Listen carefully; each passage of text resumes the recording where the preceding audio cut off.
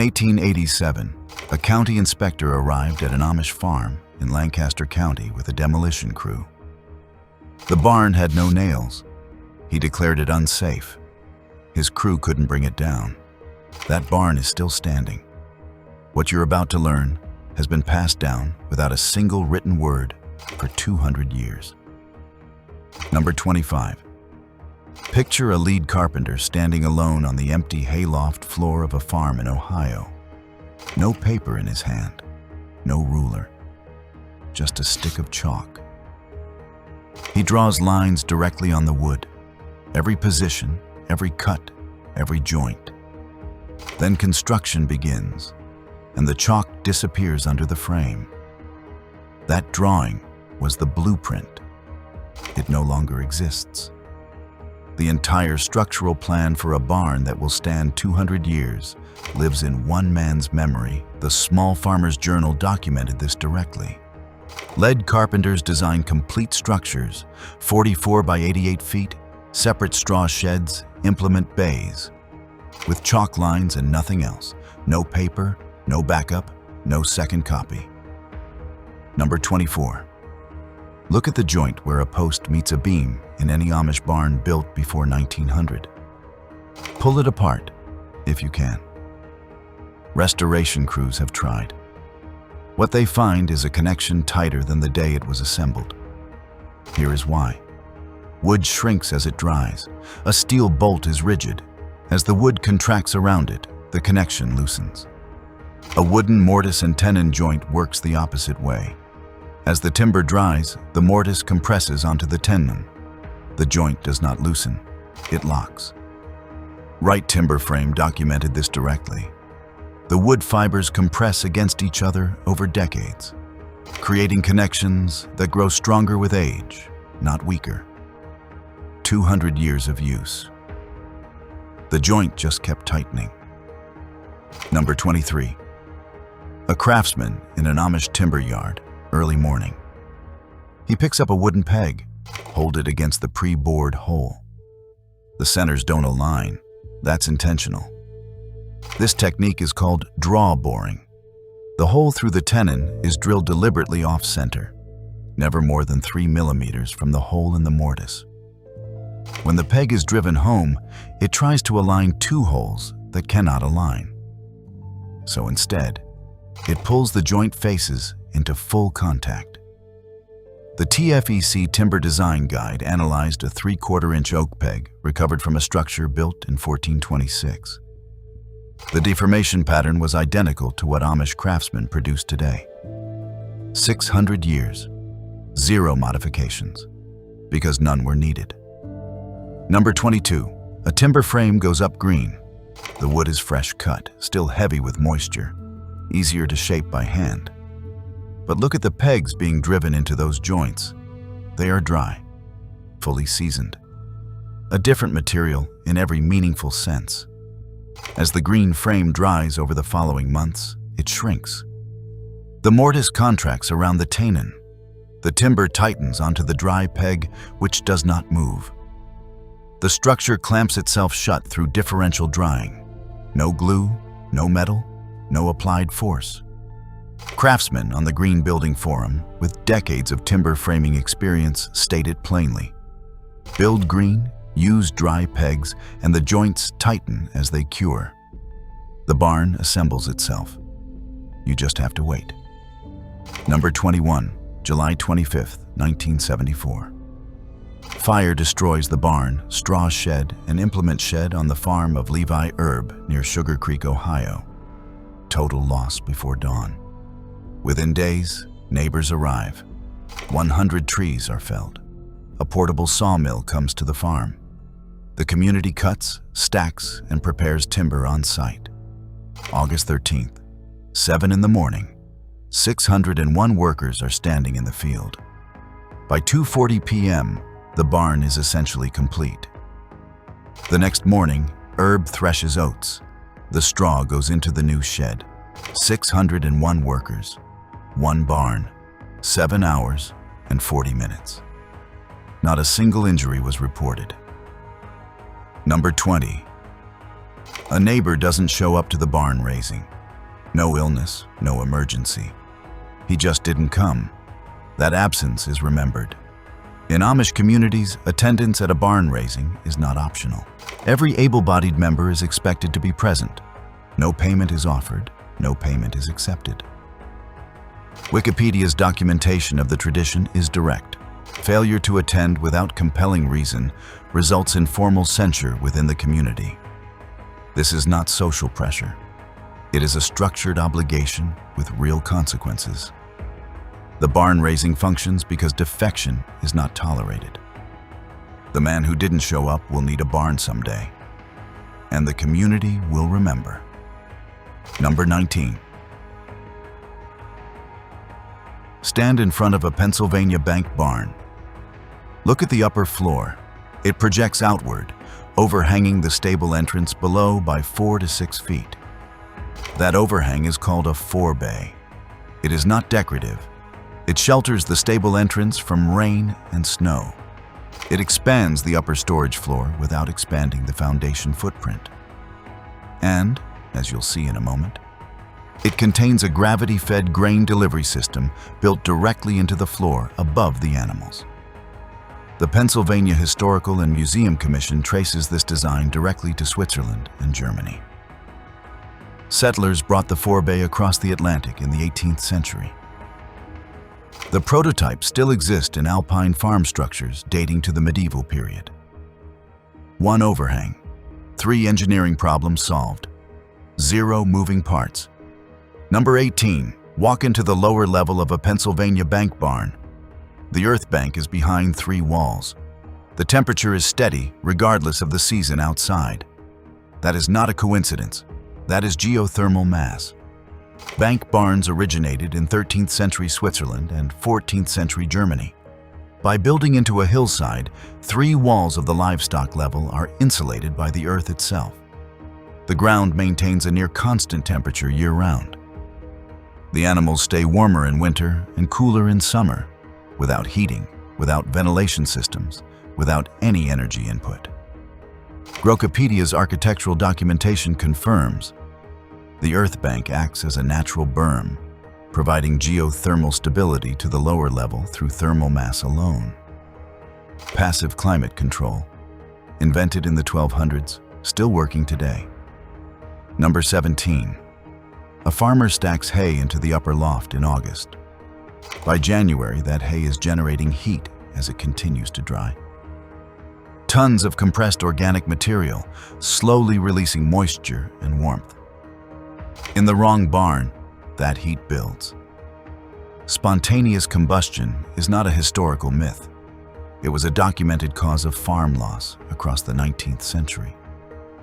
Amish barn design addressed this directly. Hay doors in the gable ends, ventilation slits cut into the upper walls, deliberate gaps between the rear wall planks near the roofline. The Amish of Etheridge documentation is clear. Air circulation around stored hay is not incidental. It is a designed requirement built into the structure itself. The barn breathes. That is why the hay doesn't burn. Number 16. Take a nail, drive it into oak. Now pull it out under load. The nail fails when the metal shaft pulls through the wood fiber. Now cut a mortise and tenon joint in the same oak. Load it to failure. The joint holds until the wood itself fractures. Premier Timber Frame Builders states this plainly, unlike screws or nails that rely on friction and withdrawal resistance. The mortise and tenon joint works by bearing surface contact.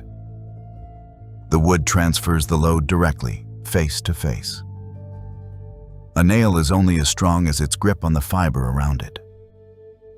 A mortise and tenon joint is as strong as the oak itself. And oak doesn't give up easily. Number 15. 80 men arrive at a barn before sunrise. Most of them have not spoken to each other that morning. There is no foreman walking the site with a clipboard. There is no briefing. By 7 a.m., they are working. The Small Farmer's Journal documented this directly. The basic structural pattern is identical from farm to farm with minimal variation. A worker who has helped raise 2 or 3 barns knows exactly which peg goes where at every station without being told. 100 workers, one shared memory. No instructions needed. The barn goes up because everyone already knows how. Number 14. Look at the corner of any Amish timber frame where a post meets a beam. There is a diagonal brace running between them at roughly 45 degrees. That brace is not reinforcement, it is geometry. The triangle is the only polygon that cannot change shape under load without breaking one of its members. Every other shape, a square, a rectangle, can deform under lateral force. A triangle cannot. The barnyard's timber frame documentation states it directly. Knee brace joinery creates a triangle where the post meets the beam, providing rigidity to the frame and resistance to wind loading. Amish barn builders did not study structural engineering. They observed which barns were still standing after the storms. The answer was always a triangle. Number 13.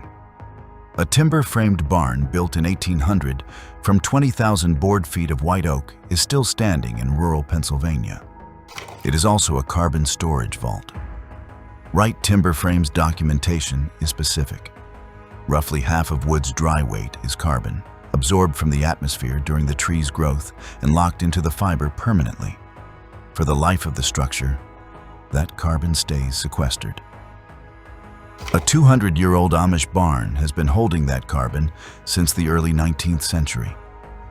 It will continue to hold it for as long as the frame stands. The barn is not just a building. It is a carbon deposit. You've just heard the engineering. What's coming next is the politics, including a government ban on Amish construction that had nothing to do with safety. Subscribe. You'll want to see number 3. Number 12. A farmhouse burns in Holmes County, Ohio. 2 structures on the same property. One has Amish timber framing, heavy white oak, hand-cut joints.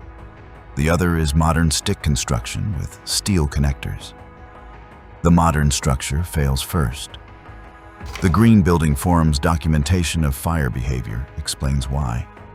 Oak timber chars at the surface under fire exposure, forming an insulating layer that slows further degradation.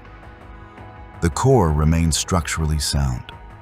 Heavy oak frames have been documented smoldering for hours before showing structural failure, and they give warning before they go. Structural steel conducts heat. When it reaches critical temperature, it fails without visible warning. One material announces its failure, the other doesn't. Number 11. Stand underneath the upper floor of a Pennsylvania bank barn. Look at the floor above you. It extends outward past the wall, hanging in open air above the stable entrance.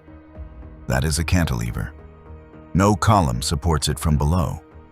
Inside that cantilevered floor, in many traditional bank barns, were built-in grain storage bins with bottom-opening chutes. The farmer walked to the upper floor, opened the chute. Grain fell directly into the feeding trough below. Heartland Science's agricultural documentation confirms the forebay overhang often contained grain bins emptied directly into the feeding lot below. No carrying, no hauling, no mechanical system. The architecture performed the labor. Gravity was the farmhand. The forebay was the tool. Number 10. A flood moves through a Pennsylvania valley. Flat-sided farms take water into their ground floors. The bank barn on the hillside above does not. This is not luck. It is placement. Grokopedia's architectural documentation of bank barns states it directly. Hillside placement elevates the structure above potential water levels in valleys and lowlands, providing inherent protection against flooding. The same design decision that gave the livestock-level geothermal insulation also lifted the entire structure above the floodplain. One choice. Multiple consequences. All of them are correct. The barn that floods is the barn that was built wrong. Number 9. A timber framer in a barn built in 1426 drives a wooden peg through a mortise and tenon joint in rural England. The peg is 3/4 of an inch in diameter. It is oak. 600 years later, that peg was recovered during restoration work. The TFEC Timber Design Guide reproduces and analyzes it. The deformation pattern on the peg is consistent with draw boring, the offset hole pulling the joint faces into contact as the peg was driven. The technique is physically identical to what Amish craftsmen in Ohio and Indiana are executing today. No publication carried the method forward. No school taught it continuously.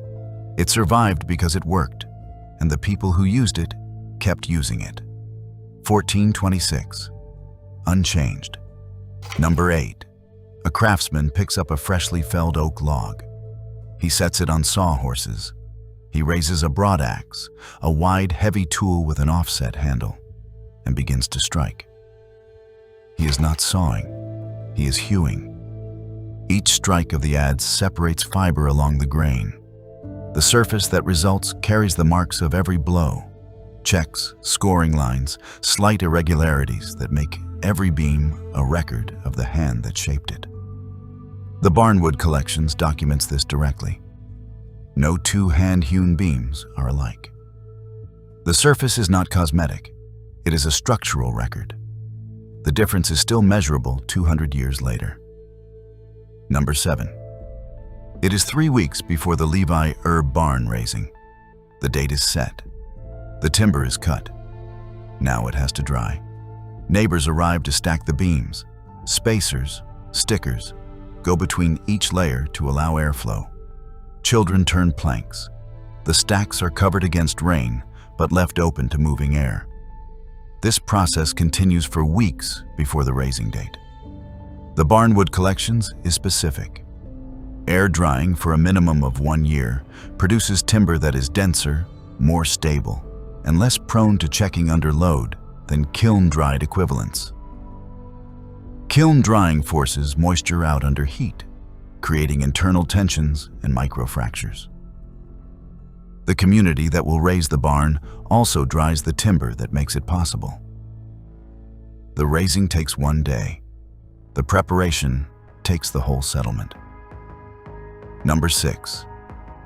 A farmer stands at the peak of a gambrel roof, looking out across a field of hay. Below him, the loft is nearly full. The gambrel profile, 2 pitches on each side, steep at the bottom, shallow at the top, creates a loft volume that approaches the full width of the barn at near full standing height. A standard gable roof at the same wall height cuts that volume in half with sloping ceilings. Signature Builders documentation is direct. The gambrel design makes the barn's loft into fully usable space, maximizing storage within the same structural footprint. Same walls, same foundation, nearly double the hay capacity. The shape of the roof is the shape of the winter supply. Number 5. It is 5 in the morning at the Levi Herb Farm. August 13th, 1974. The barn burned 19 days ago. The women are already working. 601 workers will arrive by 7 a.m. They will need food at midday. They will need water through the afternoon. The logistics of feeding that many people on a working farm, no catering, no commercial kitchen, no external supply chain, required a parallel operation planned with the same precision as the barn raising itself. BuildMax's documentation of Amish barn raisings is explicit. Women and children ensure workers are fed and hydrated throughout the day. 600 men raising a barn in 7 hours is the headline. The women who made it possible are the untold half of the story. Number 4. A new Amish family arrives at a settlement in Lancaster County. They have a temporary shelter. They have livestock. They have seed. They build the barn first. This was not preference, it was logical. The livestock represented the farm's productive capital. The grain represented next year's income. A family could endure a drafty shelter. They could not survive the loss of animals that froze or grain that rotted. Classroom.synonym.com documents this pattern directly. Some Amish barns still standing today were built over 200 years ago, before the farmhouses beside them, and long before the roads that now serve those farms. The house came when there was time. The barn came when there was a need. The barn was not where the family lived. It was why they survived. Number 3. Walk into an Amish timber-framed barn. No interior columns. No load-bearing walls dividing the floor. Just an open span, wall to wall. In a structure 90 feet wide. M&N Quality Construction's documentation states it directly. The timber frame provides a strong skeleton capable of withstanding harsh weather and heavy loads. And the open floor areas of up to 5,000 square feet are a direct result of the load-bearing truss geometry. The queen post and bent truss systems transfer roof loads outward to the perimeter walls. Nothing comes down through the middle. The floor is clear because the engineering demands it. No columns, no compromise. Number 2. A young worker climbs the frame of his third barn raising. He has never been given instructions. Nobody has handed him a manual. He already knows what to do. The Small Farmer's Journal documented this explicitly. The construction methods and sequence of parts are always the same. A worker who has attended a few raisings understands the basic construction. Which bent goes first, which girt connects, which posts, which sequence of pegging secures the frame before the next section rises. This knowledge was never written down. It passed from observation to participation to mastery. Father to son, neighbor to neighbor, raising to raising. When the last person who holds this knowledge stops building, it is gone. Number 1. The lead carpenter walks onto the empty hayloft floor before anyone else arrives. He has no drawings. He picks up the chalk. The entire structural plan, every bent position, every mortise location, every roof angle, gets drawn on the floor in lines that will disappear when the frame goes up. The Small Farmer's Journal is unambiguous. To the best of documented knowledge, all these barns are built without the need for detailed working drawings. A 44 by 88 foot barn, designed and executed from memory. The barn standing in that field right now, the one that has held through 200 winters, began with a man, a stick of chalk, and a floor. No blueprint, no backup, still standing. Which of these secrets did your grandfather know? Tell me in the comments.